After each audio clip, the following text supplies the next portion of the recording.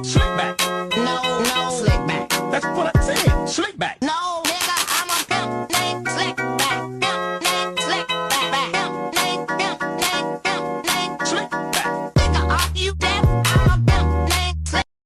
Assalamualaikum warahmatullahi wabarakatuh. Perkenalkan, nama saya Nisa Aulia Akbar, NIM 2023-211003. Jadi di sini saya akan menjelaskan materi tentang arus kas internasional.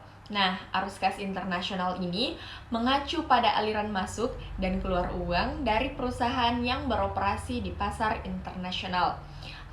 Ini mencakup semua transaksi keuangan yang melibatkan mata uang asing. Neraca arus kas internasional adalah alat yang digunakan untuk menganalisis arus masuk dan keluar dana dari perusahaan yang beroperasi di pasar internasional selama periode waktu tertentu. Nah, ini membantu dalam pemahaman yang lebih baik tentang bagaimana perusahaan memperoleh dan menggunakan dana dalam berbagai mata uang. Nah, adapun pentingnya memahami arus kas internasional, yang pertama yaitu likuiditas. Arus kas internasional mencerminkan ketersediaan dana yang dapat digunakan perusahaan untuk memahami kewajiban keuangannya. Memahami arus kas memungkinkan perusahaan untuk memastikan bahwa mereka memiliki cukup likuiditas untuk membayar utang, membiayai operasi sehari-hari, dan melakukan investasi yang diperlukan. Terus yang kedua yaitu manajemen resiko. Memahami arus kas internasional ini memungkinkan perusahaan untuk mengidentifikasi dan mengelola resiko yang terkait fluktuasi nilai tukar mata uang asing. Terus yang ketiga yaitu perencanaan keuangan. Nah, analisis arus kas internasional membantu perusahaan dalam perencanaan keuangan jangka panjang dan jangka pendek. Nah, yang keempat itu evaluasi kinerja. Arus kas internasional juga digunakan sebagai indikator kinerja keuangan perusahaan di pasar global. Manajer keuangan dan investor menggunakan informasi arus kas untuk mengevaluasi seberapa baik perusahaan menghasilkan uang dan bagaimana dana tersebut digunakan. Terus yang kelima yaitu keputusan investasi. Perusahaan yang memiliki arus kas yang sehat dapat lebih mudah memanfaatkan peluang investasi di pasar internasional.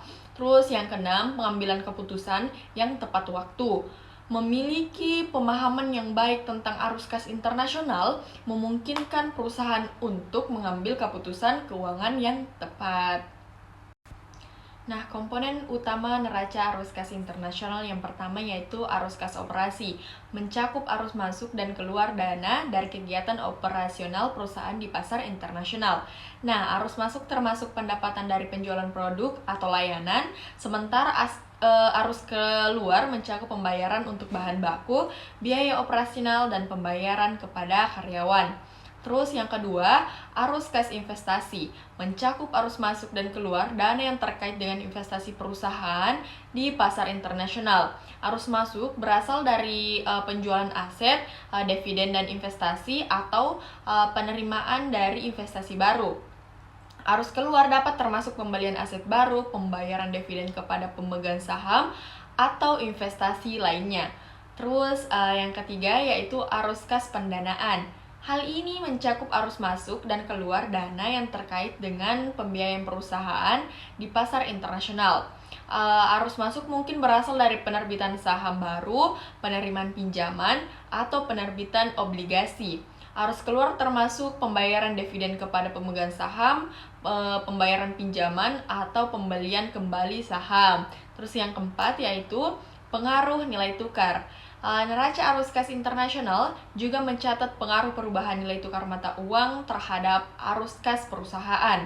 Nah, hal ini dapat mencakup keuntungan atau kerugian yang dihasilkan dari konversi mata uang asing ke mata uang domestik.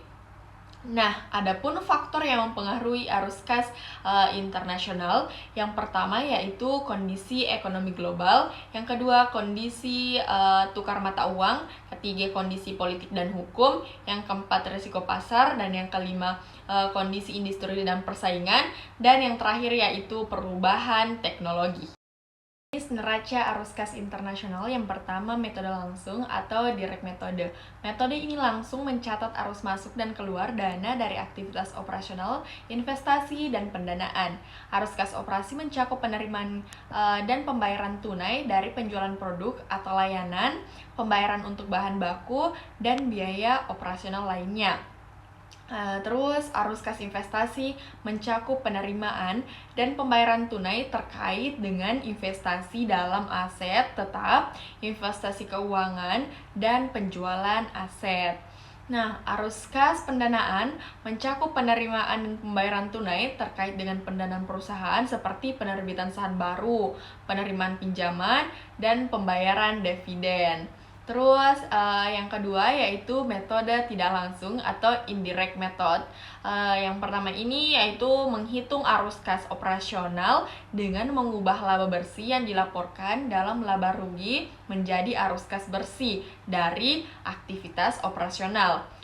Ini melibatkan penyelesaian laba bersih untuk menghitung item non-kas seperti penyusutan, perubahan dalam piutang dan hutang, serta perubahan dalam persediaan. Arus kas dari aktivitas investasi dan pendanaan masih dicatat secara langsung seperti dalam metode langsung. Terus yang ketiga yaitu metode komparatif atau comparative method.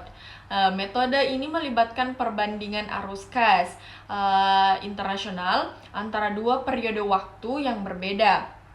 Nah, ini membantu dalam mengidentifikasi tren dan pola dalam arus kas perusahaan dari waktu ke waktu. Perbandingan ini memungkinkan manajer keuangan untuk mengevaluasi kinerja keuangan perusahaan di pasar internasional seiring berjalannya waktu. Nah, yang keempat yaitu metode non-komparatif atau non-comparative method, yaitu hanya melibatkan analisis arus kas untuk satu periode waktu tertentu. Nah, ini dapat digunakan untuk mendapatkan pemahaman yang mendalam tentang arus kas perusahaan pada titik waktu tertentu tanpa membandingkannya dengan periode sebelumnya. Adapun contoh transaksi neraca arus kas internasional yaitu yang pertama arus kas operasi.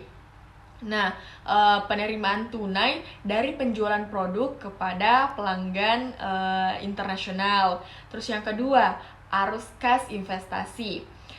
Pembayaran tunai kepada karyawan internasional untuk gaji dan tunjangan. Terus yang ketiga, arus kas pendanaan, perubahan dalam kas dan setara. Nah, yang keempat yaitu perubahan dalam kas dan setara kas, yaitu penambahan atau pengurangan dalam saldo kas dan setara kas perusahaan sebagai hasil dari transaksi di atas. Nah, adapun resiko arus kas internasional. Arus kas internasional memiliki beberapa resiko yang perlu dipertimbangkan.